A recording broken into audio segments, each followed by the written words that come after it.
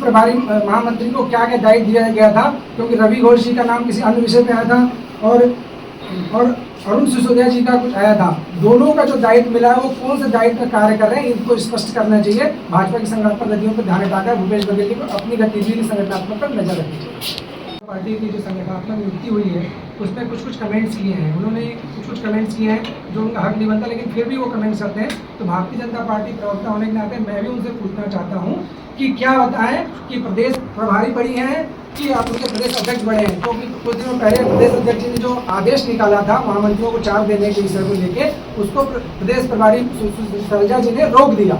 अब ये बताएं कांग्रेस पार्टी के जो उनके वो है नियमावली है उसके तहत उनमें दोनों में से कौन पद में बड़ा है, मोहन मरकाम जी बड़े हैं कि सुश्री शैलजा जी बड़े हैं? इस पर स्पष्ट करना चाहिए। भारतीय जनता पार्टी की संगठनात्मक गतिविधियों पर ध्यान हटा के भूपेश बघेल जी को अपनी संगठनात्मक गतिविधियों पर नजर रखनी चाहिए। उन चुनाव आते आते सिर फुटबॉल की नौबत कांग्रेस पार्टी में बनती जा रही है। वाले हैं ये भेंट मुलाकात तो नहीं है, ये सेठ मुलाकात है।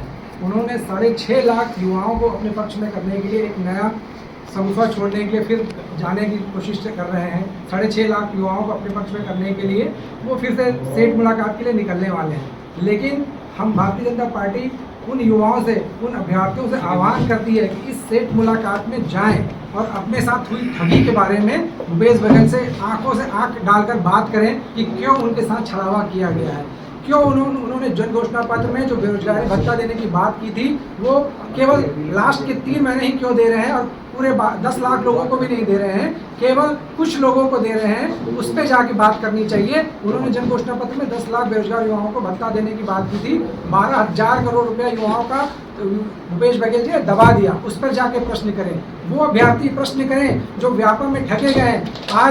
आज एक ही ABCD करके व्यापम प्रश्न पत्र भेजता है, अभ्यर्थी एग्जाम देते हैं, लेकिन अभी ये निकला है कि सभी सेट का जो मॉडल आंसर जारी हुआ सभी सेट का एक ही आंसर का क्रमांक है। इससे स्पष्ट है कि भूपेश बघेल जी ने इस बार भ्रष्टाचार का नया तरीका इजाद किया है। प्रश्न पत्र ना देकर अभ्यर्थियों अपने खास लोगों को, उसके बजाय उन्होंने आंसर ही थमा दिया कि कोई लफड़ा ही नहीं रहा कि पेपर लीक वाली बात पे आ जाए। सीधा जाइए, ये प्रश्न पत्र है, इसको जाके आप सीधा टोक के आ जाइए कि ये क्रमांक से आ जाए। ये भ्रष्टाचार का नया तरीका निकाला है इन्होंने।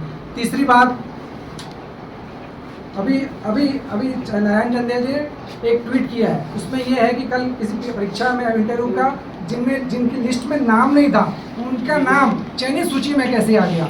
इससे ज़्यादा भ्रष्टाचार और कहीं देखने को नहीं मिल सकता।